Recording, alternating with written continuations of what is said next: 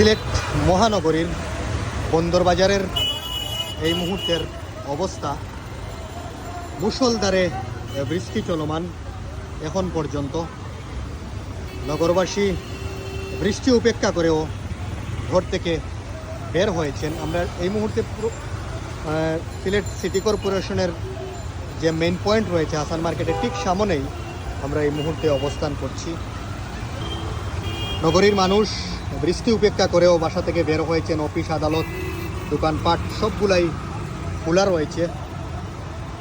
এই মুহূর্তে সিলেটের বন্দরবাজারের যে অবস্থা আমরা একটু দেখানোর চেষ্টা করছি আপনাদেরকে সংক্ষিপ্ত ভিডিওর মাধ্যমে। বৃষ্টি মুষলধারে চলমান, নগরীর বিভিন্ন রাস্তাঘাটে জলাবদ্ধতার সৃষ্টি হয়েছে, বাড়ছে নদীর পানি, খাল বিলের পানি। মুষলধারে বৃষ্টি চলমান এখন পর্যন্ত।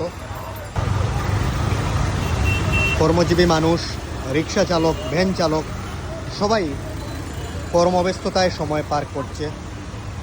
পেটের দায়ে ঘর থেকে বের হয়েছে অনেকেই এই বৃষ্টি উপেক্ষা করেও।